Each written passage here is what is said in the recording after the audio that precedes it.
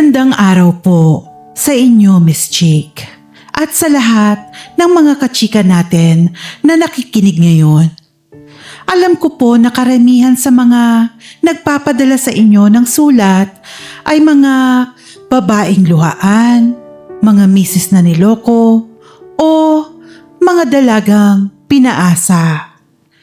Kaya baka magulat kayo na ang sumulat sa inyo ngayon ay isang lalaki. Isang padre de pamilya na dapat sana ay haligi ng tahanan. Pero ngayon, ginagawa na lang basahan.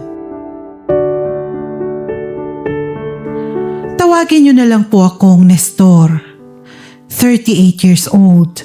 May 2 anak at sa ngayon ay isang full-time na house husband.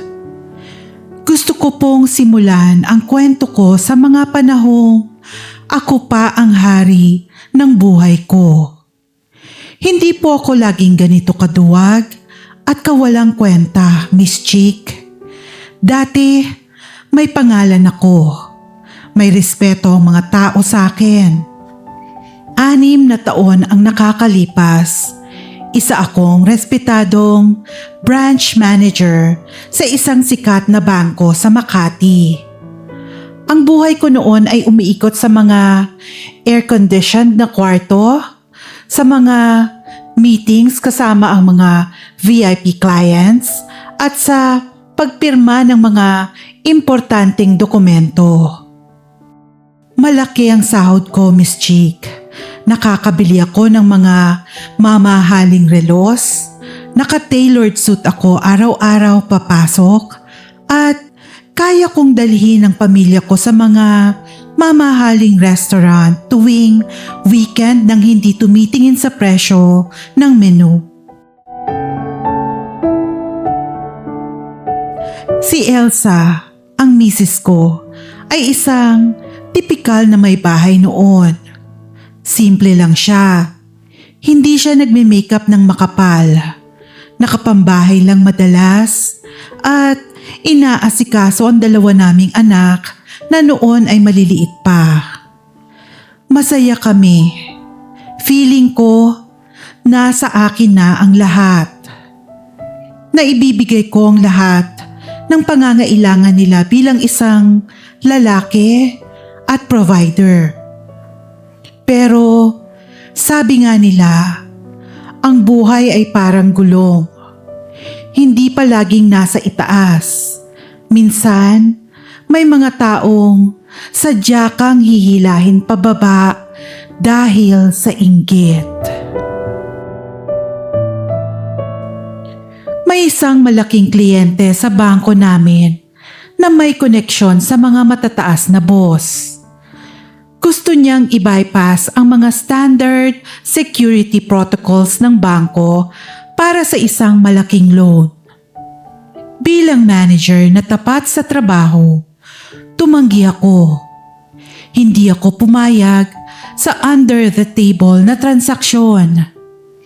Doon nagsimula ang kalbaryo ko. Pinag-initan ako. Ginawa nila ako ng kwento. Pinalabas nilang ako ang may anomalya sa mga accounts. At dahil malakas ang kalaban, natalo ako sa internal investigation. Isang araw, tinawag ako sa head office. Inabutan ako ng termination letter. Wala akong nagawa, Miss Chick. Na-blacklist pa ako sa industriya ng banking dahil sa mga gawa-gawang kaso nila laban sa akin. Nang umuwi ako ng araw na yon na may bitbit na karton ng mga gamit ko mula sa opisina, umiyak ako sa harap ni Elsa. Sabi ko, "Mahal, nawalan ako ng trabaho. Wala na tayong source of income." Niyakap niya ako noon. Sabi niya, Kakayanin natin to, Nestor. Maghahanap tayo ng paraan. Akala ko, totoo ang mga salitang yon. Akala ko, magiging magkakampi kami sa laban ng buhay.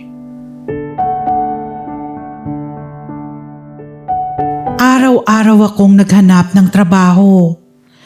Nag-apply ako kahit sa mga posisyon na mas mababa sa pagiging manager. Pero dahil sa bad record na itinanim sa akin ng dati kong bangko, walang tumatanggap sa akin. Naubos ang ipon namin. Naisangla ang kotse. Unti-unting nagbago ang timpla ng buhay namin. Nagsimula nang magreklamo si Elsa sa mga bayarin. Dahil wala na kaming makain, si Elsa ang nag-step up. May kaibigan siyang nagpasok sa kanya bilang receptionist sa isang maganda at malaking hotel sa Maynila. Noong una, ayaw ko sana siyang pagtrabahuin dahil pakiramdam ko nasasagasaan ng pride ko bilang lalaki. Pero wala akong choice. Kesa magutom ang mga bata, pumayag ako. Doon nagsimula ang bago kong career. Mula sa pagiging bank manager, na-promote ako bilang dakilang house husband. Miss Chick, kung may CCTV lang siguro sa bahay namin, noong mga unang buwan ko bilang house husband, baka pwedeng ilaban sa MMFF ang buhay ko sa sobrang comedy at kapalpakan. Sanay ako sa Excel sheets at financial graphs, tapos biglang naging sandok, walis at labada ang kaharap ko. Hindi ko makakalimutan yung una kong sabak sa paglalaba. Kasi nga, gusto kong patunayan kay Elsa na kaya kong maging useful kahit nasa bahay. Nagkusa akong labhan ang mga puting uniform niya sa hotel. Ang problema, naisama ko sa washing machine yung bagong biling pulang t-shirt ng anak ko. Pag-ikot ng makina at pag-ahon ko ng mga damit, literal na nanlaki ang mga mata ko.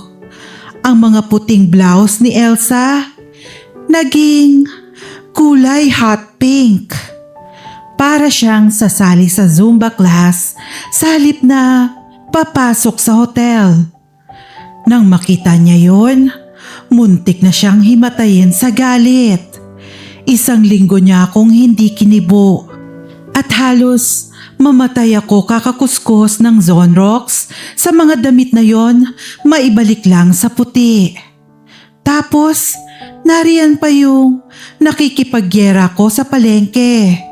Dati, ang mga kamiting ko ay mga CEO at investor sa mga boardroom. Nang maging house husband ako, ang mga naging kadebate ko ay si Aling Nena sa tindahan ng baboy at si Mang Boy na nagtitinda ng isda. Naranasan ko yung makipag-agawan ng pinakasariwang talong sa mga misis sa palengke. Minsan, narinig ko pa yung isang ale na bumubulong. Ay nako, sayang yung kagapuhan ni Sir. Mukhang under-desaya. Pinaglaba at pinamalengke ng asawa. Gusto ko sanang sagutin si Manang ng, "Excuse me po, nanonood lang ako ng tutorial sa YouTube kung paano magdaing na bangus. Huwag niyo akong i-judge." Pero nilunok ko na lang ang pride ko. Sinasanay ko ang sarili ko. Naging master ako sa pagsasaing ng hindi nasusunog. Naging expert ako sa pagtitiklop ng mga fitted sheets na dati ay ginagawa ko lang bola at sinisiksik sa cabinet. Naging yaya, tutor, kusinero at labandero ako ng mga anak ko. Mahirap, nakakapagod, at nakakababa ng ego para sa isang lalaking nasanay sa corporate world. Pero ginawa ko ng buong puso kasi mahal ko ang pamilya ko. Sabi ko sa sarili ko, temporary lang to. Kapag nakakuha ulit ako ng magandang trabaho, babalik din sa dati ang lahat. Pero habang ako ay nagiging bihasa sa pagiging asawang bahay, si Elsa naman ay unti-unting nagbabago ng anyo at ugali. Noong una, simple lang ang pagpasok niya. Pero makalipas ang halos 1 taon niya sa hotel, napansin ko ang matinding transformasyon. Ang asawa ko dati ay baby powder at lip tint lang ang gamit. Umuuwi na may mga mamahaling makeup at hindi ko alam kung paano niya nabibili sa sahod ng isang receptionist. Ang mga bag niya biglang naging branded. Kapag tatanungin ko siya kung saan niya nakuha, ang palaging sagot niya at pasigaw pa, regalo ng mga VIP guests sa Hotel Nestor. Huwag kang pakialamero. Hindi naman ikaw ang gumastos. Naging mataray na rin siya. Kapag umuuwi siya, akala mo kung sinong donya. Minsan, nahuli ko siyang nagagalit sa mga anak namin dahil lang natikitan ng konting mantika ang bago niyang damit. Kapag hindi ko agad naihain ang hapunan niya pagdating niya galing sa trabaho, sisigawan niya ako sa harap ng mga bata. Ano ba namang klaseng buhay to, Nestor? Ako na nga ang nagpapagod sa trabaho. Ako pa ang maghihintay sa pagkain ko. Ano bang ginagawa mo maghapon sa bahay? Wala ka na ngang ambag. Pabigat ka pa. Araw-araw, unti-unting pinapatay ni Elsa ang pagkalalaki ko at ang kumpiyansa ko sa sarili.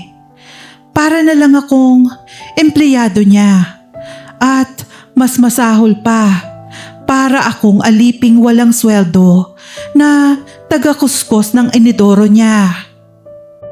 At hindi lang doon natapos ang mga red flags, Miss Chick.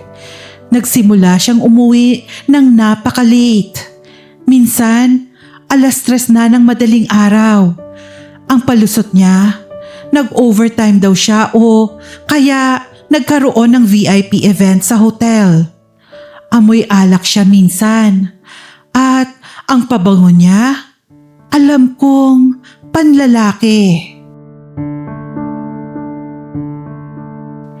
Hindi na rin siya nagpapatouch sa akin.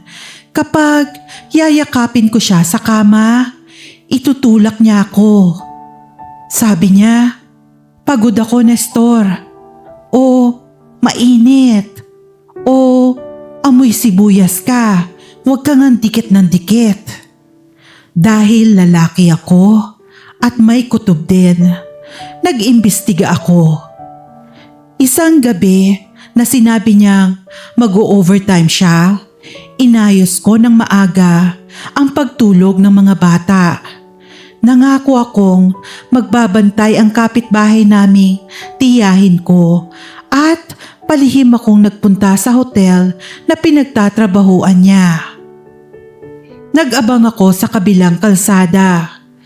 Mag-aalas 11 na ng gabi nang makita ko siyang lumabas ng lobby. Wala siyang suot na uniform. Nakasuot siya ng isang napakaikling dress na kulay pula. Nakalugay ang buhok at sobrang kapal ng makeup. Hindi siya naghihintay ng taxi o grab. Ilang sandali pa, isang itim na SUV na may mga plakang panggobyerno at wang-wang pa ang huminto sa harap niya. Bumaba ang bintana at nakita ko ang isang lalaking nasa mid-50s, may balbas at mukhang opisyal. Ngumiti ng napakalagkit si Elsa. Sumakay sa front seat at nakita ko mismong hinalikan niya ang lalaki sa labi bago umarangkada ang sasakyan. Parang gumuho ang buong mundo ko, Miss Chick. Yung asawang pinaglulutuan ko, pinaglalabhan ko, at inaalagaan ko ang mga anak. Ginagawa lang pala akong bantay bahay habang siya nagpapakasarap sa ibang lalaki. Hindi ako nakatulog nung gabing yun.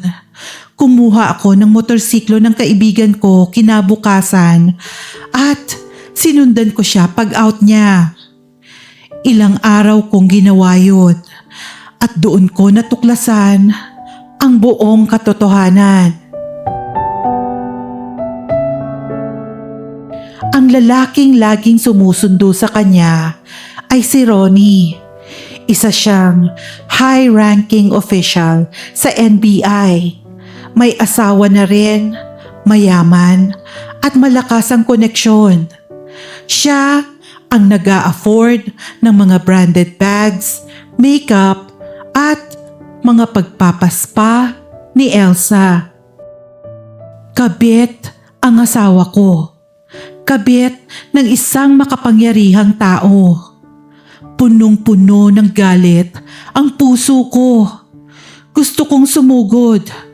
Gusto kong ipagtanggol ang sarili ko at ang pamilya ko. Kaya kinabukasan, dalang mga pictures na palihim kong nakuha gamit ang cellphone ko habang magkasama sila sa isang restaurant. Nagpunta ako sa police station. Lakas loob akong pumasok. Nakipag-usap sa investigador.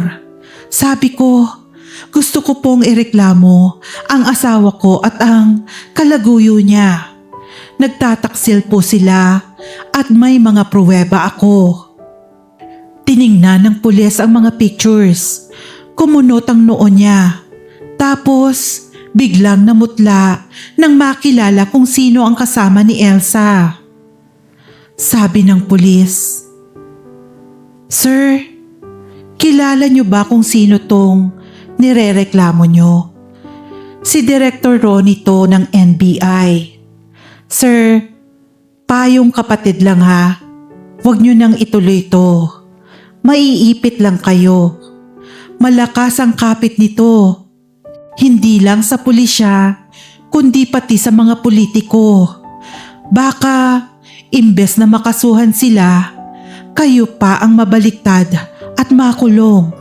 O, mas malala, baka bigla na lang kayong mawala. Umuwi na po kayo."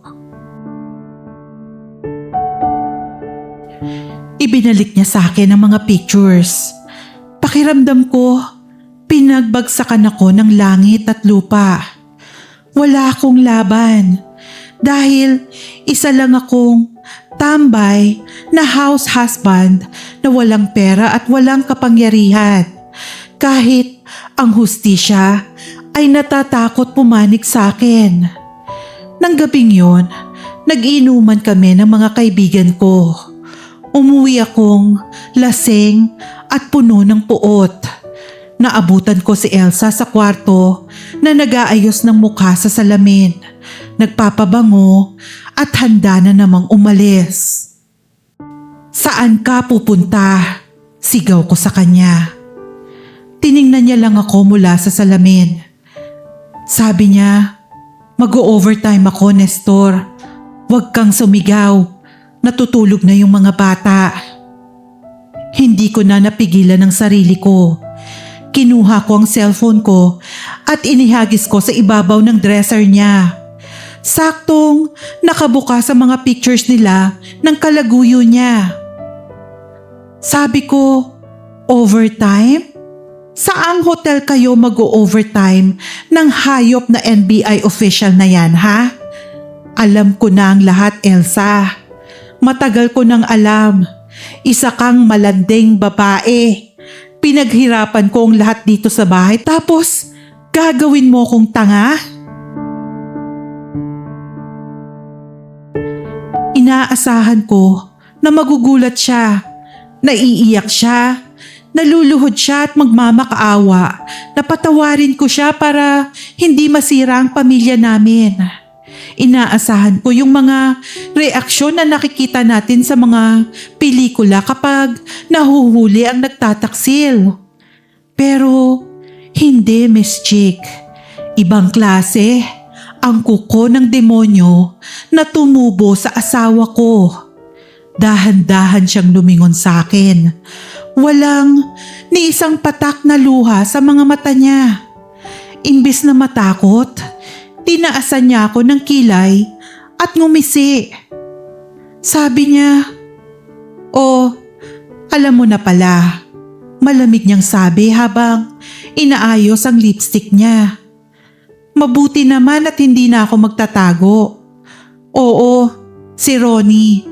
Siya ang nagbibigay sa akin ng buhay na hindi mo na kayang ibigay, Nestor. Ano ngayon ang gagawin mo? Bigla akong sumigaw. Sabi ko sa kanya, kakasuhan ko kayo. Ipapakulong ko kayong dalawa para sa pagtataksil nyo.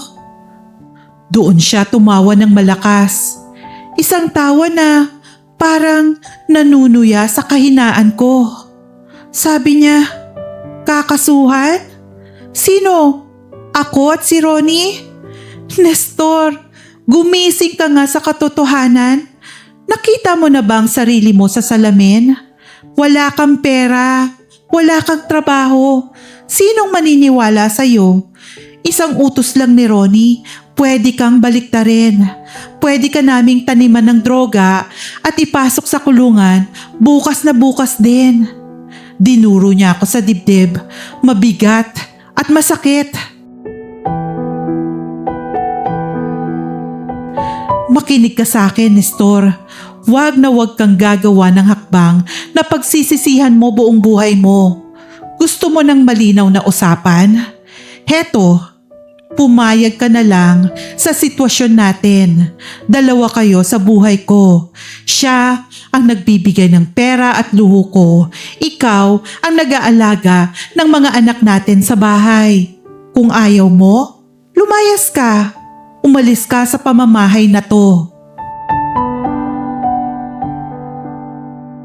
Pero ang sabi ko, at alin, iiwan ko ang mga anak ko sa'yo? Hindi, akin sila. Hinawakan ko ang kwelyo ng damit niya sa sobrang gigil ko. Pero tinabig niya ang kamay ko ng malakas. Sabi niya, subukan mo, Nestor. Subukan mong umalis at isama ang mga bata. Kapag gumawa ka ng gulo, ipapahanap kita kay Ronnie. Ilalayo ko sa iyo ang mga anak mo at sisiguraduhin kong sa kulungan ng bagsak mo. Kumuha ako ng plato na nakapatong sa mesa at ibinato ko sa sahig sa sobrang gigil. Nabasag ito sa maliit na piraso. Gusto ko siyang saktan pero doon siya sumandal sa pader. Nakahalukip-kip at ngumiti ng nakakainsulto. Sabay hinamon pa ako. Subukan mo. Sige, Nestor, subukan mo kong saktan. Isang daplis lang ng kamay mo sa balat ko, isusumbong kita kay Ronnie. Gusto mo bang bugbugin ka ng mga tauhan nun sa NBI? Baka nakakalimutan mo. Isang tawag ko lang, baka bukas sa kangkungan o sa bangin na lang pulutin ng katawan mo. At ni hindi na makita ng mga anak mo ang bangkay mo. Nanlambot ang mga tuhod ko at napaupo na lang ako sa sahig. Sa gitna ng mga basag na piraso ng plato habang siya'y naglakad palabas ng pinto para makipagkita sa kalaguyo niya. Natatakot ako, Miss Chick. Hindi para sa buhay ko kundi para sa mga anak ko. Anong mangyayari sa kanila kung mamamatay ako o makulong ng walang kasalanan? Paano sila? Paano sila lalaki sa poder ng isang inang walang moralidad at isang tiwaling opisyal? Kaya nanatili ako. Simula nung gabing yun, naging literal na impyerno ang bahay namin. Dahil alam ni Elsa na wala akong laban at takot akong mawalay sa mga bata, sinagad niya ang pang-aabuso. Hindi na lang siya sa salita nananakit, pati pisikal. Kapag nag-aaway kami, dahil umuuwi siya ng umaga, sasampalin niya ako. Kapag naiinis siya na wala siyang makitang malinis na damit dahil hindi natuyo sa ulan, ibabato niya sa akin ang mga hanger o kung ano mang mahawakan niya. Sinasaktan niya ako, Miss Chick. At ako, bilang isang lalaki na mas malakas sana sa kanya, walang magawa kundi saluhin ang lahat ng suntok, sampal at kalmot niya. Hindi ako pwedeng gumanti. Dahil isang pasalang sa kanya, alam kong paniguradong gagamitin niya si Ronnie para ipapatay ako. Naging punching bag ako. Naging alipin. Nawala ang lahat ng respeto ko sa sarili ko. Tuwing umaga, pagkaalis niya, at pagpasok ng mga bata sa eskwela, umiiyak ako ng mag-isa sa banyo para hindi marinig ng mga kapitbahay. Tinatanong ko ang Diyos kung bakit kailangan kong maranasan ang ganitong klaseng pagpapababa ng pagkatao. Minsan, naiisip ko na lang na wakasan ang sarili kong buhay para matapos na ang hirap. Pero naiisip ko ang dalawang anak ko na naghihintay sa akin araw-araw para ipaganda sila ng pagkain. Sila na lang ang natitirang rason kung bakit humihinga pa ako. Paano ako makakatakas sa ganitong sitwasyon, Miss Chick? Gustong-gusto ko nang iligtas ang sarili ko at ang mga anak ko. Pero paano mo lalabanan ang isang asawang walang konsensya na may backup pa na kapangyarihan mula sa gobyerno? Wala akong pera, wala akong impluwensya, at unti-unti na rin akong nawawala ng pag-asa. Sana po ay mabigyan niyo ako ng payo. Kailangan ko ng linaw ng isip mula sa inyo dahil pakiramdam ko ay nasa loob ako ng isang madilim na tunnel na walang katapusan. Nagmamakaawa, Nestor.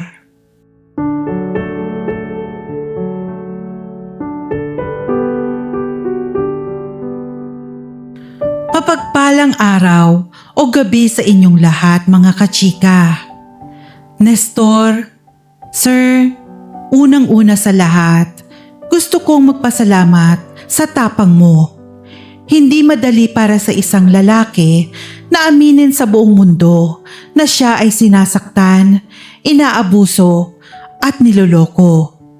Sa lipunan natin na punong-puno ng machismo, madalas nating iniisip na ang mga babae lang ang pwedeng maging biktima ng pang-aabuso. Pero ang kwento mo ay isang malaking sampal ng katotohanan. Ang pang-aabuso ay walang pinipiling kasarian. Ang sakit na nararamdaman mo ay totoo, valid at hindi nakakabawas sa pagiging lalaki mo. Gusto ko munang i-address yung simula ng kwento mo. Nung nawalan ka ng trabaho at naging house husband ka. Nestor, The fact na tinalikuran mo ang ego mo at natuto kang maglaba kahit nagping pa yung damit, mamalengke at mag-alaga ng mga anak para sa pamilya mo. Yan ang tunay na sukatan ng pagiging haligi ng tahanan. Hindi lang sa pagpapadala ng pera na susukat ang pagkalalaki, kundi sa sakripisyo. Saludo ako sa iyo doon. Ngayon, pag-usapan natin ang asawa mo at ang sitwasyon mo. Ang asawa mong si Elsa ay nakakita ng shortcut sa buhay at nilamon siya ng kapangyarihan ng kalaguyo niya. Ginamit niya ang kahinaan mo bilang armas para abusuhin ka physically and mentally. At nanginginig ako sa galit doon sa sinabi niyang ipapatapon ka sa bangin. Demonyo lang ang magsasabi niyan sa taong pinangakuan niya sa harap ng altar. Tinanong mo ko kung paano ka makakatakas. Nestor, pakinggan mo ko ng mabuti. Hindi pwedeng idaan ito sa padalos-dalos na emosyon. Kailangan natin itong idaan sa utak. Bank manager ka dati, di ba? Sanay ka sa pagpaplano at paggawa ng strategy. Oras na para gamitin mo ulit ang utak na yon para iligtas ang sarili mo at ang mga anak mo. Number 1 rule, huwag na huwag kang lalaban ng pisikal. Kahit na sinasampal ka niya, huwag mong ibabalik. Ang gusto niya at ng kalaguyo niya ay makahanap ng butas para baliktarin ka at ireklamo ka ng Violence Against Women and Children o VAUCI. Kapag nangyari yon, makukulong ka at tuluyan nilang makukuha ang mga bata. Keep your hands in your pockets. Lunukin mo muna ang galit mo dahil ang tahimik na laban ang pinakamasakit. Pangalawa, mag-ipon ka ng ebidensya ng palihim. Sabi mo, nakakatakot lumapit sa pulis dahil NBI official yung kalaguyo niya. Tama ka. Sa bansang ito, minsan nakakatakot ang hustisya. Kaya kailangan mo ng bala na hindi nila mapupura. I-record mo ang mga pananakit niya. Gumamit ka ng voice recorder sa cellphone mo tuwing mag-umpisa siyang manigaw at manakit. Picturean mo ang mga pasamo. I-save mo ang mga messages at itago mo ang lahat ng ito sa isang secure cloud storage tulad ng Google Drive o email na ikaw lang ang may alam para kahit kunin nila ang phone mo, hindi mabubura ang pruweba. Pangatlo, financial independence. Hindi ka makakaalis kung wala kang pera. Nestor, matalino ka. May background ka sa finance at banking. Hindi mo kailangang lumabas ng bahay para kumita ngayon. Maraming online jobs, freelancing at virtual assistant roles na naghahanap ng mga may background sa finance. Mag-apply ka online. Kapag wala si Elsa sa bahay, magtrabaho ka. Mag-ipon ka sa isang secret bank account. Pwede kang gumawa ng digital bank account na hindi niya kailanman malalaman. Unti-unti kang mag-ipon ng escape fund ninyong mag-aama. Pang-apat, legal support at media. Kapag sapat na ang ipon at ebidensya mo, huwag ka nang dumaan sa ordinaryong presinto na madaling takutin. Lumapit ka sa mga institusyon tulad ng PAO o Public Attorney's Office o mas maganda sa mga ahensya ng gobyerno na nag-iimbestiga ng mga tiwaling opisyal tulad ng ombudsman o mga internal affairs ng NBI. Kung kailangan, lumapit ka sa media. Takot ang mga tiwaling opisyal na tulad ni Ronnie sa public exposure. Kapag na-expose ang relasyon nila at ang pang-aabuso ng kapangyarihan niya, siya pa mismo ang iiwas sa asawa mo para protektahan ang posisyon at pensyon niya. Kapag nangyari yon, mawawala ng pangil si Elsa. Nestor, hindi ka duwag. Ang pagtitiis mo para sa mga anak mo ay ang pinakamatapang na forma ng pagmamahal. Pero hindi pwedeng habang buhay kayong nasa impyerno.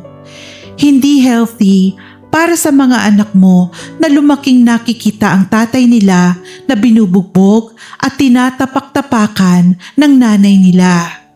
Magsisimula silang maniwala na normal lang ang pang-aabuso. Iligtas mo sila sa pamamagitan ng pagliligtas mo sa sarili mo. Bumangon ka, sir. Punasan mo ang mga luha mo at simulan mo ng planuhin ang pagtakas ninyo. Kayang-kaya mo yan. Matalino ka at higit sa lahat, ikaw ang nasa tama. Isang paalala po lamang sa ating lahat mga kachika. Hindi po ako isang lisensyadong psychologist o abogado. Ang mga payo ko po rito ay base lamang sa aking opinyon at karanasan bilang inyong online ate. Kung kayo o may kakilala kayong nakakaranas ng matinding kalungkutan, trauma sa relasyon o kailangan ng mas malalim na tulong, huwag magatubiling lumapit sa mga mental health professionals o legal counsel. May mga libreng legal assistance po tayo sa Public Attorney's Office o PAO na handang tumulong sa inyo ng profesional. At diyan nagtatapos ang napakabigat ngunit nagmumulat na kwentong pag-ibig love letter edition natin for today. Sana ay nakatulong tayo kay Nestor at sa lahat ng mga kalalakihan at kababaihan na nakakaranas ng pang-aabuso. Sa pag-ibig, walang asawang may karapatang gawin kang basahan. Maraming salamat sa inyong walang sawang suporta. Please, i-like at i-share nyo ang video ito para makarating sa mga kachika nating kailangan din ng ganitong klaseng payo. Mag-subscribe na rin kayo kung hindi pa. Ito ang inyong Miss Chick na nagpapaalala. Ang tunay na pagmamahal ay nagtataas, hindi nangaapak. Hanggang sa susunod na kwento. Bye mga kachika. Ingat and God bless.